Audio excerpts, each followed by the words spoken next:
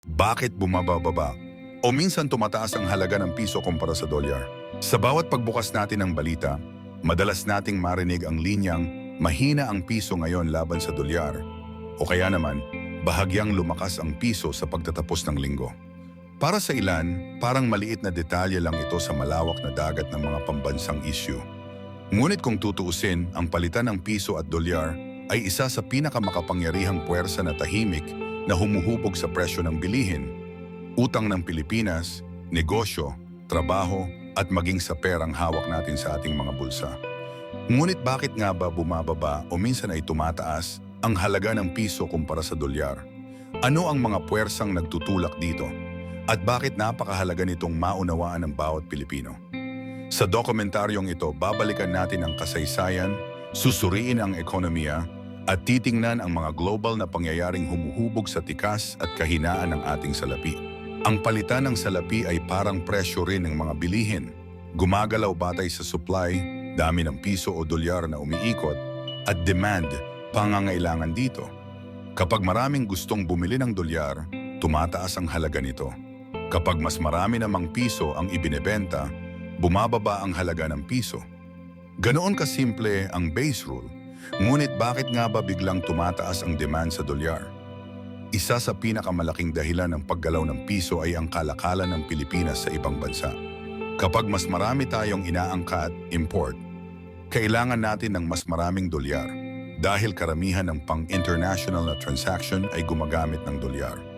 Langis, crude oil, bigas, trigo, makinarya, teknolohiya, mga produktong petrolyo, kapag tumataas ang presyo ng mga produktong inaangkat, lalo na langis, tumataas din ang pangangailangan sa dolyar.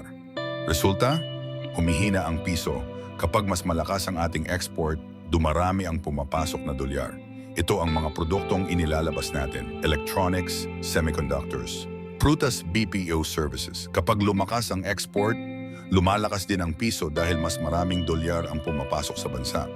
Hindi maitatanggi, malaki ang naitutulong ng mga OFW at BPO workers sa tibay ng piso. Taon-taon ay bilyon-bilyong dolyar ang pumapasok sa Pilipinas. OFW remittances, nagpapalakas ng piso. Kapag nagpapadala ang OFWs ng dolyar, kino-convert ito sa piso, lumalakas ang supply ng dolyar sa bansa, kaya posibleng tumaas ang halaga ng piso. Ngunit may kabaligtaran ding epekto. Kapag mahina ang piso, mas masaya ang maraming OFW families, mas mataas ang palit ng dolyar. Ngunit hindi ito laging mabuti sa buong bansa dahil tumataas ang presyo ng imported goods. May mahalagang papel ang BSP sa pagpapatatag ng piso. Kapag sobra-sobra ang pagtaas ng dolyar at nanganganib ang ekonomiya, ginagamit ng BSP ang ilan sa mga foreign reserves nito para magbenta ng dolyar upang dumami ang supply ng dolyar sa market, para bumaba ang presyo ng dolyar, para lumakas ang piso. Ito ang tinatawag na foreign exchange intervention. Ngunit hindi ito pwedeng gawin palagi dahil nauubos ang foreign reserves ng bansa. Isa sa pinakamakapangyarihang dahilan kung bakit humihina o lumalakas ang piso ay ang US Federal Reserve interest rates. Kapag tinaasan ng US ang interest rates, tumataas ang demand sa US dollar dahil mas malaki ang tubo ng mga investors. Kaya lumilipat ang pera mula sa buong mundo papuntang Amerika. Resulta, humihina ang piso. Kapag naman binaba ng US ang rates, bumabalik ang investors sa emerging markets kasama ang Pilipinas.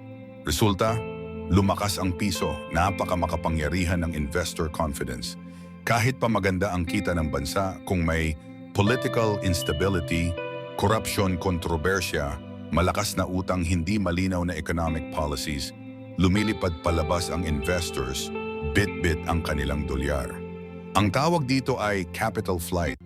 At kapag maraming dolyar ang lumalabas ng bansa, humihina ang piso. Sa kabaligtaran,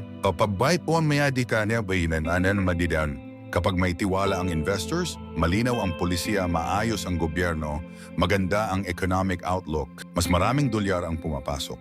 Lumakas ang piso. Mahalaga ring tandaan, napakaraming utang ng Pilipinas ay nakadenominate sa dolyar. Kapag humina ang piso, mas mahal bayaran ang dolyar na utang. Halimbawa, kung ang bansa ay may utang na $100 at ang palitan ay $50, Past 5 trilyon ang bayad. Kapag naging 16 church 6 trilyon na ang bayad. Kaya sobrang laki ng epekto nito sa ekonomiya, budget, pasahod, serbisyo publiko. Ito ang dahilan kung bakit sobrang ayaw ng gobyerno na tuluyang lumubog ang piso. Kapag may krisis sa mundo, tulad ng digmaan sa Middle East oil crisis pandemya, resesyon sa Amerika, aksidenteng pang-ekonomiya pagbagal ng global trade, ang natural na reaksyon ng mga investors ay tumakas papunta sa US dollar dahil ito ay tinuturing na safe haven currency. Kapag nangyayari ito, lumalakas ang dolyar, humihina ang piso. Ito ang dahilan kung bakit halos lahat ng bansa ay naapektuhan kapag tumataas ang tensyon sa mundo. Hindi lang ekonomiya ang nakakaapekto. Minsan kahit haka-haka lang ang kumakalat, magkakaroon daw ng krisis. Bubagsak daw ang export. Tataas daw ang interest rate ng US. Nag-uumpisahang magsibenta ng piso ang traders, investors at negosyo kahit wala pang totoong nangyayari. Ito ang tinatawag na market sentiment at minsan sapat na ito para humina ang piso kahit walang tunay na problema. Kailan lumalakas ang piso? Upang mas malinaw, narito ang mga panahong madalas lumalakas ang piso. Maramihang remittances, BER months hanggang bagong taon. Pagbaba ng presyo ng langis, mababang interest rates sa US, magandang export performance, mataas ang tiwala ng investors, malakas ang foreign direct investments, FDI, maayos ang local politics at pulisya. Kailan humihina ang piso? Sa kabaligtaran, humihina ang piso kung nagmahal ang imported products tulad ng langis. Mataas ang interest rate sa US. May tensyon o digmaan sa mundo. Mababa ang tiwala ng investors. Umaalis ang foreign capital. Bumababa ang export. Tumataas ang utang ng bansa. Maraming nagsasabing hindi nila ramdam ang galaw ng palitan ng piso. Ngunit ang katotohanan, ramdam na ramdam ito sa ating pang-araw-araw. Kapag humina ang piso, mas mahal ang gasolina, mas mahal ang kuryente, mas mahal ang imported goods. Tumataas ang pamasahe, tumataas ang presyo ng pagkain. Kapag lumakas ang piso, bumababa ang presyo ng imported products, mas mura ang langis, mas mababa ang utang ng gobyerno, mas kontrolado ang inflation. Ito ang dahilan kung bakit napakahalaga ng palitan ng piso at dolyar sa buhay ng bawat Pilipino. Laging may pag-asa ang piso, sapagkat tulad ng isang mandirigmang lumalaban sa mas malakas na kalaban, meron itong kakayahang bumangon. Lalo na kung tataas ang productivity, lalaki ang export, angat ang kalidad ng edukasyon at labor force, papaigtingin ang agrikultura, gaganda ang industriya, paigtingin ang anti-corruption efforts, gagaan ang business climate, tataas ang kumpiyansa ng investors. Kung maisa sa katuparan ng bansa ang mga ito, hindi malabong makita nating bumalik sa mas malakas na posisyon ang piso. Ang pagbaba at pagtaas ng piso kumpara sa dolyar ay hindi simpleng pagkilos ng numerong nakikita sa Pera Exchange Board. Ito ay salamin ng ekonomiya ng Pilipinas, pulika ng mundo, galaw ng global markets, lakas ng ating export, kontribusyon ng mga OFW at tiwala ng mundo sa ating bansa. Kapag humihina ang piso, hindi ito simpleng pagkatalo.